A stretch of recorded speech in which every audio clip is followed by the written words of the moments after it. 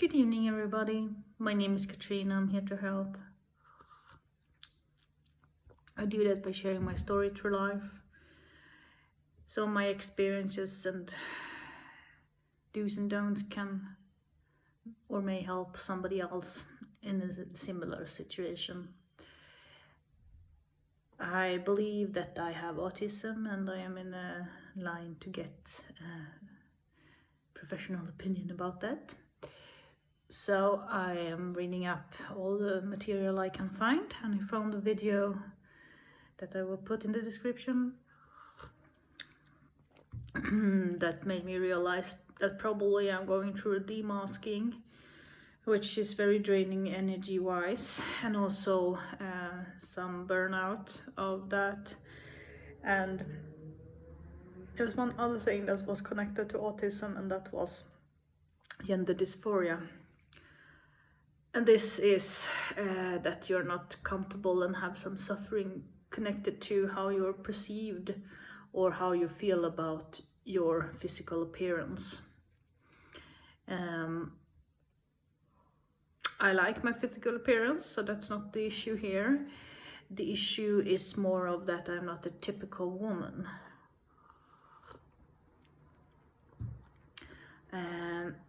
I got sterilized when I was 25 because I felt that I don't want to have children, and that's still my opinion, that I don't want to have children. But if I had my diagnosis earlier, or my perceived diagnosis, whichever, I've done a lot of tests on the web that says that I have this autism thing. And connected with that is dysphoria, that I have never accepted some parts of being a woman. I don't understand much of the logic that surrounds having children and how you dedicate your life to children. I'm not judging the lifestyle. I just feel it's unnatural for me. So that's very important that I'm very clear on that. They're wonderful people who are parents and do a perfect job with that, but in my life I don't feel like that would be natural for me. So I had through my life this fear of getting pregnant by accident and being stuck in a situation I couldn't get out of. So that's why I actually did a very serious operation in that sense. The physical operations was not that complicated or hard as my mother's was when she arrived home from the hospital, which was terrible for her. She had a very bad recovery, and I didn't have that. It was earlier on, so she had a different kind, more painful one. I had the steel macaroni in my tubes, and they just have grown so that no eggs can get out. This was not painful in that manner that I understand it's for some people. So with that said, I hope that this doesn't offend anybody or triggers anybody. That's not the point of the video. It's that if I have known that I was not feeling as a woman in earlier days, I might not have made this decision. So my message is to young people who are confused about their identity like I was. And now I was 25 when I did this, so it was according to the Swedish law and everything. And I had discussions with the psychologists. So, but I feel that this psychic evaluation, would have done that earlier if I have known more about it and how this gender suffering could be connected to that. I read an article about a guy who thought he wanted to be a girl, and then he went back to a guy because he was an artist as well, not happy and suffering in his person, not necessarily with the way you're born, but the way you feel about how you're born and how you don't really fit into a typical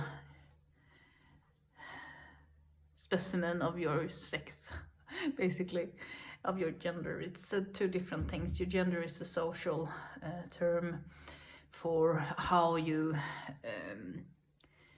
are in the world, and the sex is the biological part of the body. So two different things. Yes, so my message is today, think about really hard. If you're confused, contact the healthcare system and go to all the meetings and talk to people and be open with how you feel, and perhaps they could give you information that I didn't get, that this could be connected to autism, that this could be something that could make your life feel more comfortable and be longer in terms of longer happiness, longer understanding of yourself, the professional help that we do need if we are confused, I think. So that's what I tried to make a video of yesterday, and today I was more focused to make my point. I think about the Norse god Loki when I think about gender dysphoria, and that's because he is the only god in the Norse mythology. He's not playing by all the rules, and he's shapeshifter and can turn into a horse. And that's quite interesting, a female horse, so he seduces a male horse and gives birth to the Allfather Odin's horse, Sleipnir, with 8 legs. So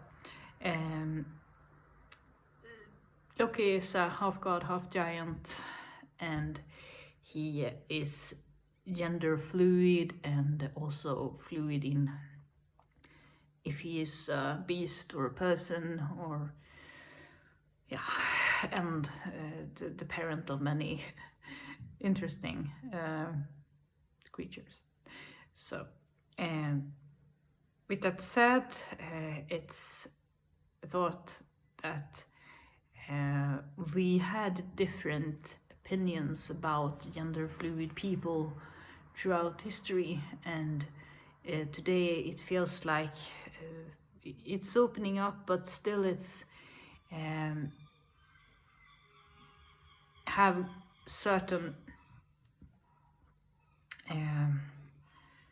places you're supposed to fit in, and I think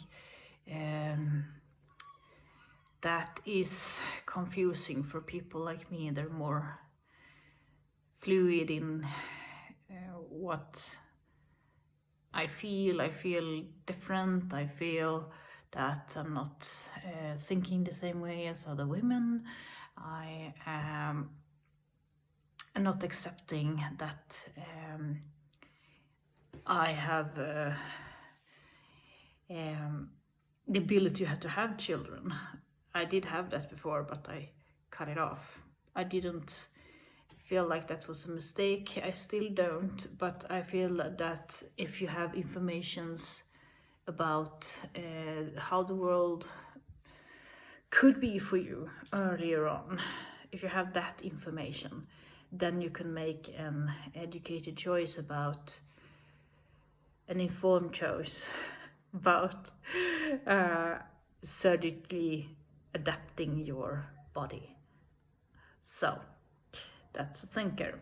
We can't all do as Loki and transform to a horse and then back from a horse. When we do this, it's permanent. I can't change my mind, I can't change my biology because it's permanent, my sterilization. So, I hope that helps somebody out there who's confused about their identity. And I don't judge people who are having these surgical enhancements. That's not the point. It's the point that you should be happy all your life.